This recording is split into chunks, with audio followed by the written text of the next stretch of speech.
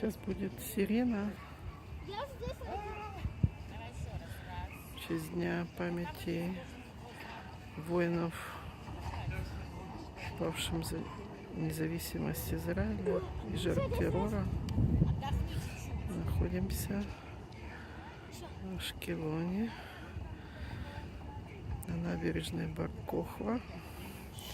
Все здесь готово к празднику завтрашнему. Все здесь будет полным-полно народа.